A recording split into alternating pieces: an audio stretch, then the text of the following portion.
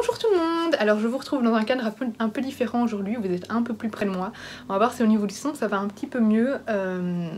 Je filme toujours avec mon téléphone, j'ai pas vraiment encore investi dans autre chose pour le moment, parce que pour le moment je teste juste ma chaîne YouTube. Donc peut-être que plus tard j'investirai dans un appareil photo, un micro et tout, mais bon voilà, on va voir si ça va mieux. Je vais essayer aussi de fixer un maximum le petit... le petit rond qui filme, je n'arrive plus, l'objectif, voilà. C'est assez perturbant de filmer sur téléphone, mais bon, bref, tout ça pour dire, il y a encore des petits trucs à améliorer pour ma chaîne, mais voilà, petit à petit, je prends le pli. Voilà, donc aujourd'hui, je viens pour vous filmer ma pile à lire du challenge de Céline Lecture sur Instagram, qui a lancé un challenge de science-fiction. Je pense qu'elle a tout simplement appelé le mois de la science-fiction. Ça consiste à lire un maximum de science-fiction sur tout le mois d'avril. La science-fiction, c'est pas spécialement mon genre préféré, même si j'en lis un petit peu. La science-fiction que j'aime pas trop, c'est celle qui se passe dans l'espace. J'en ai lu quelques-uns, mais c'est vrai que c'est pas mon genre préféré, et alors dès qu'il y a les extraterrestres, moi c'est fini. Je déteste les histoires avec les extraterrestres. Donc voilà. Là, dans ma pile à lire que j'ai sélectionnée, normalement, je pense pas qu'il y ait les extraterrestres, on verra. Bref, donc, je me suis fait une petite pile à lire de 1, 2, 3, 4, 5, 6 ou 7, bref, 6 ou 7 livres. Je vais pas tous les lire parce que je compte pas lire que de la science-fiction en avril. Mais voilà, j'ai une petite pile à lire, je vais vous la présenter. Je ne connais pas tous les résumés, donc je vous les présenterai tout simplement quand je les aurai lus dans un point lecture. Alors, premier roman, c'est le tome 2 de Red Rising, donc c'est Golden Sun. Alors j'ai lu Red Rising il y a au moins un an, je pense que ça date d'il y a au moins 2 ans, je ne sais plus. Du coup je me souviens plus de ce qui se passe, à part que on suit, comment il s'appelle, Darrow, qui va intégrer un institut, et alors dans mon souvenir il y a une espèce d'Hunger Games mythologique comme ça, enfin c'est un peu... voilà, je m'en souviens pas beaucoup, heureusement Marilyn de Summary's Books va fortement m'aider pour me rappeler du tome 1. En tout cas je me souviens que le tome 1 j'avais adoré, mais voilà, il n'est pas resté en mémoire, mais j'ai trouvé ça vraiment super prenant, justement j'avais adoré un peu le côté Hunger Games du roman. Donc voilà, j'espère pouvoir continuer cette saga, comme ça j'avance un petit peu dans mes sagas. Il me semble que cette saga-là est très longue. Je pensais que c'était une trilogie, mais je crois que c'est plus. Donc voilà, je me suis encore lancée dans des sagas énormes. Ensuite, je compte lire ça c'est un service presse que j'ai reçu des éditions Keynes. Donc c'est La Comète, matricule A390G7, dans lequel on va suivre Isis, qui est une adolescente, il me semble qu'elle a 16 ans. Elle a 16 ans. Qui rêve de sauver des vies et qui est mal vue par le gouvernement, je ne sais pas pourquoi. Ça a l'air vraiment pas mal, j'en sais pas plus sur le roman, mais ça me tentait beaucoup quand ils me l'ont proposé, j'ai accepté avec joie, donc on verra ce que ça donne. Le troisième roman, c'est le fameux Fahrenheit 451 de Ray Bradbury.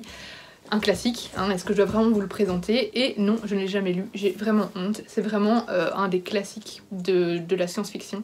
Et il est vraiment temps que je sorte de ma palle, surtout qu'en soi il est très petit, donc il sera très vite lu. Donc je pense que vous connaissez tous l'histoire, donc on parle de livres brûlés. D'ailleurs Fahrenheit, le 451 degrés Fahrenheit, c'est la température à laquelle on brûle les livres, c'est ça, hein, ouais, à laquelle les livres s'enflamment et se consument. Voilà, je vais pas vous faire un gros speech dedans, il est très connu, mais il est grand temps que je lise ce classique de la science-fiction. Le roman suivant, c'est un roman que vous avez sûrement vu passer pas mal sur les réseaux sociaux, surtout pour la team diabolique. Je sais plus c'est quoi leur nom sur Instagram, mais je sais que Madame Errance, il y avait Sadie Books et je sais plus qui d'autre, avait créé un compte Instagram tellement elle était fan de diabolique, où elle vendait énormément cette saga. J'avais acheté à cause d'elle et là maintenant ça fait un petit moment que je l'ai dans ma palle et que je l'en sors pas. J'avais même hésité à le revendre parce que j'arrivais pas à l'en sortir. Je vais essayer de le lire ce mois-ci, on verra si j'arrive enfin à le sortir de ma pile à lire. Je ne sais absolument pas de quoi ça parle, je sais juste qu'il y a des diaboliques, il me semble que c'est des sortes de des papillons. Le résumé est vraiment très...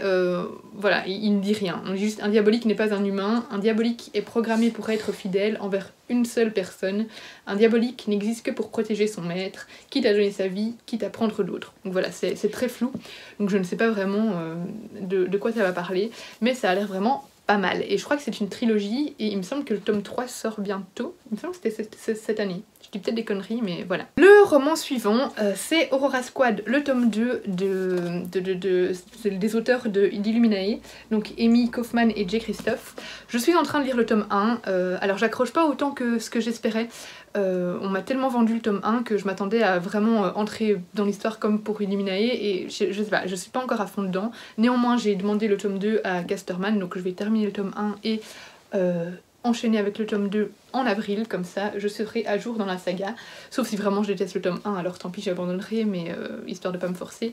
Mais voilà, donc ici on est dans l'espace, c'est un... On part un peu dans la même lignée qu'Illuminae, sauf que ce n'est pas présenté sous forme de dossier comme pour Illuminae. Je veux dire, au niveau des personnages et tout ça, on a un peu le même humour qu'on aime bien chez ces auteurs. On suit une bande de bras cassés en fait, donc c'est des élèves ici.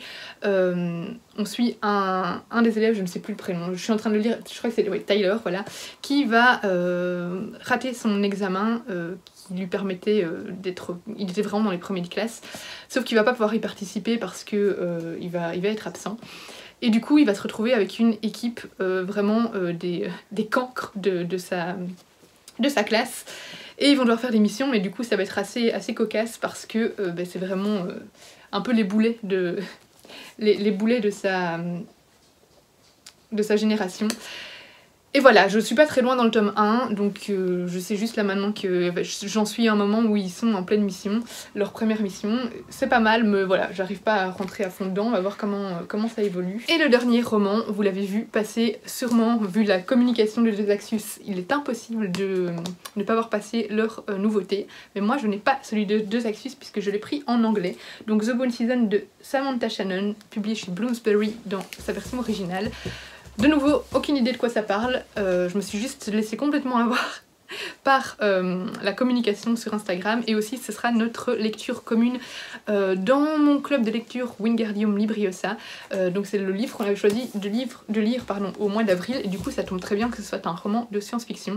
Lui du coup il sera d'office lu vu que on lit ensemble, c'est programmé, donc ce sera la lecture obligatoire du mois d'avril. J'espère vraiment que ce sera bien parce que les deux Axus pour le moment j'ai l'impression qu'il y a plein d'avis très opposés pour toutes leurs sorties, donc à voir. Donc voilà, c'est tout pour ma petite pile à lire du challenge de science-fiction. Clairement je ne vais pas tous les lire, sauf si tout d'un coup je suis en arrêt de travail, en quarantaine, mais j'en doute fortement. Et puis surtout j'ai envie de lire un peu d'autres choses que de la science-fiction. Moi j'aime pas ne lire que un genre pendant un mois parce que au bout d'un moment ça me lasse en fait. Donc voilà, je piocherai dans cette pile à lire. Ce qui est sûr, c'est que je lirai The Bone Season, c'est vrai que je les regarde en même temps The Bone Season et La Comète, parce que La Comète, j'aimerais bien être à jour un peu dans mes SP et que j'ai reçu en décembre, je pense, de Keynes, donc j'aimerais bien simplement par respect pour eux le lire le mois prochain. Voilà pour ma petite pile à lire. N'hésitez pas à me dire si vous participez à ce challenge, à me dire si nous avons des livres en commun, on peut faire des petites lectures communes si ça vous intéresse. Et voilà, j'ai hâte d'être au mois d'avril pour commencer ça. Passez une bonne journée, bisous!